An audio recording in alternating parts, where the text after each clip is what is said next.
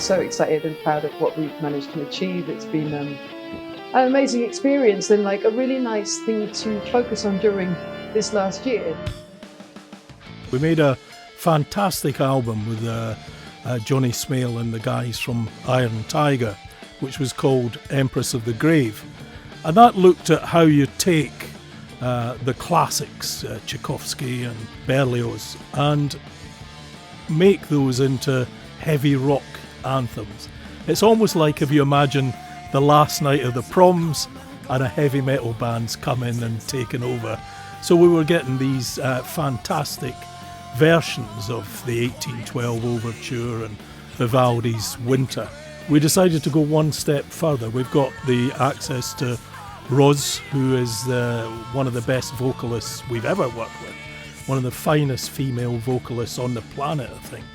And the challenge to Roz was to bring a verse and a chorus to these wonderful pieces that made them unique and standalone compositions. Roz did that. Empress of the Grave album is a first-class piece of work, which we're all really proud of.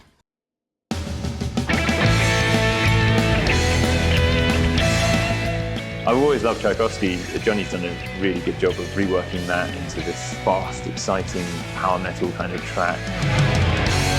So far a fairy tale I have not seen. The song is named after the famous line in Shakespeare, so foul and fair a day I have not seen. And it evokes conflict, as Tchaikovsky did so well all those years ago. Ultimate mood of the piece is so positive and so celebratory. Upwards fever, sending shade, battle noises everywhere, where sighs, goals, fill the air. War will have blood, they say blood will have blood, time and the hour. And Roz came in and put these epic high vocals over the top. To me, that's straight up power metal, and I love it.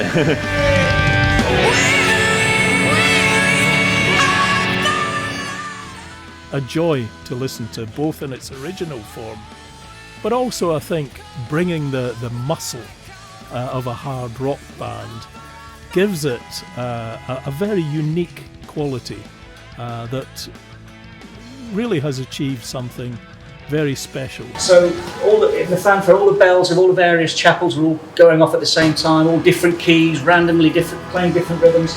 So the effect I'm trying to create is similar to multiple church bells all ringing at the same time. It's the ultimate finale of finales.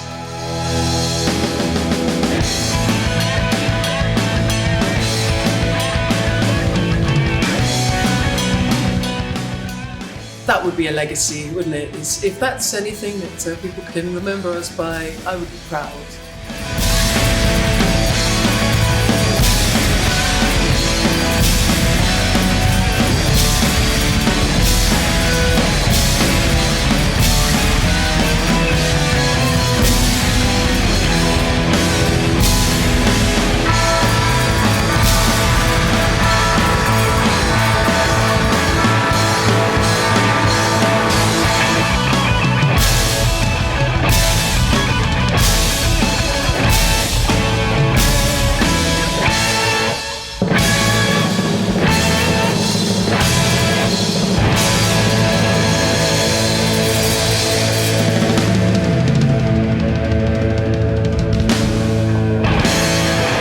It's 7.5 minutes of pure triumph.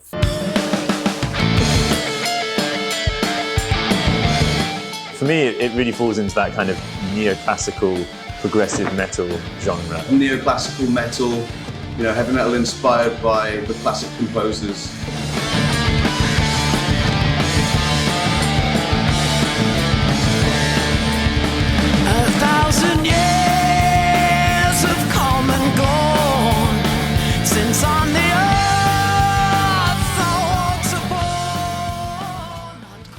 The first piece that we came to was Bach's famous toccata and fugue in D minor. It's often cited to be a piece of program music. There is a school of thought that says Bach was trying to evoke an approaching storm and the calm after the storm. I'm not sure I necessarily subscribe to that because he didn't produce a lot of program music, but I think nonetheless it's one of the greatest compositions of all time.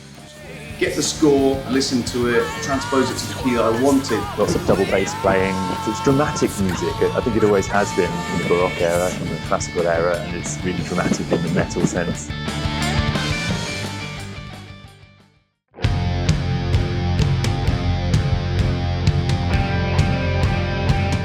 I think that's probably the hardest to play, that one. The beginning, all the kind of the winter stuff, that was the most challenging. As other bass players will know, we provide a solid, stable platform for other people to shine.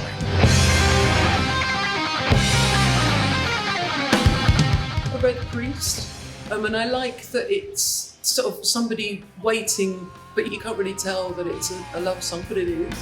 I will not wait for the melting of the lake. I hold the key to the mysteries of the faith. The hour is late, now open the gates. The red priest is coming.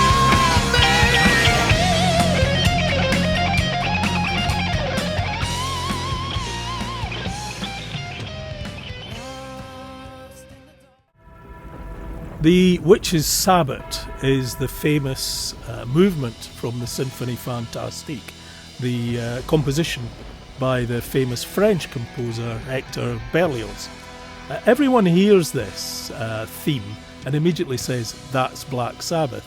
It's not Black Sabbath, it's Berlioz, but Black Sabbath took it and made it so famous that instantly it's associated. So there was another challenge to Johnny. Take a very famous theme, which is known in the classical world and the rock world, and make it your own.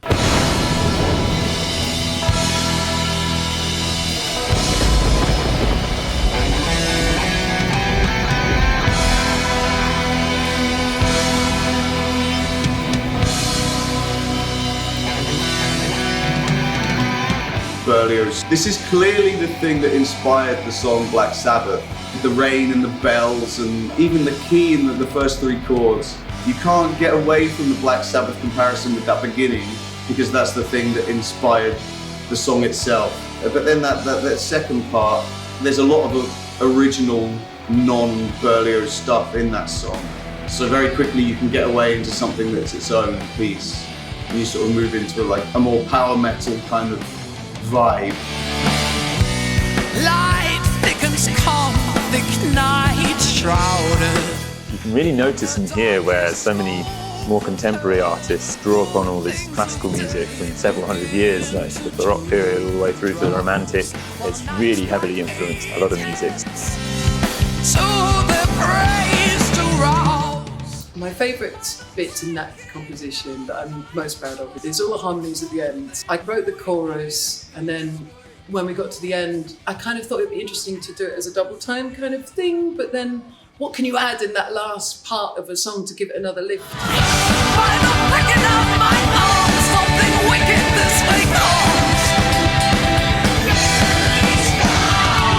However, I see the land proud to give to you its night's black shroud.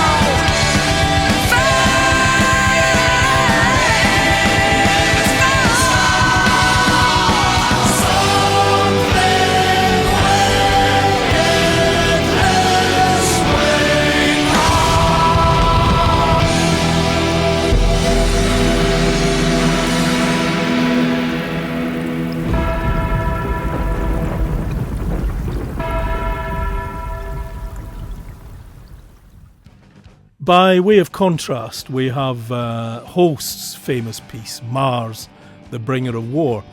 This brings its own challenges because it's in a strange time signature. It's 5 beats. It evokes menace, and it's disconcerting because it doesn't conform to a regular rhythm.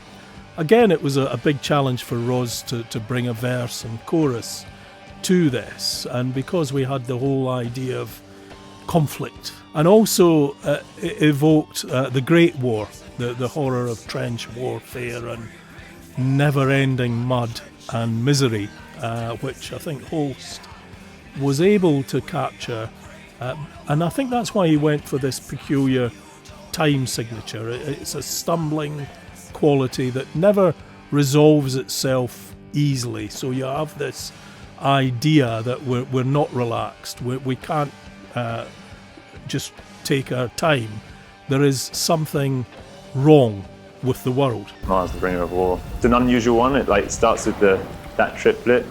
You've got this kind of 1 triplet, 2, 3, 4, and 5, 1 triplet, 2, 3, 4, and 5, and the entire piece is based on that, and plays around with it, moves the accents around and things like that. It's an unusual rhythm. Singing something like Mars about devastation and horribleness of humankind. Poison gas moves slowly, cancer creeping forward, bloody trenching moonlight, death is... Bass players generally are pretty menacing people. The bass line is very specific, doesn't move around too much, it's good and it's solid. And so I was lucky enough to be asked to do some work on the lyrics, and being a war-like song enabled me to bring some of my own personal interests into it. And what I really wanted to try and convey was the insanity, really, of the First World War, the tragedy of the events that took place. And obviously the chorus is Mars.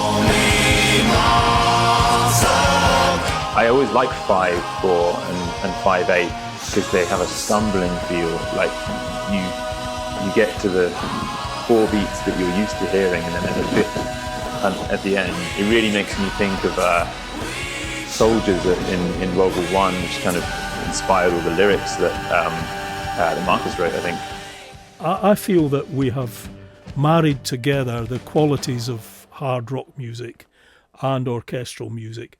We have celebrated the melody and form that a rock band can command, and obviously the melody and form that an orchestra can command. I would love to do more of these albums. I hope that the world out there enjoys it as much as I do. I feel very, very proud to be associated with Iron Tiger and with Johnny. And it's over to you guys. Thanks for listening.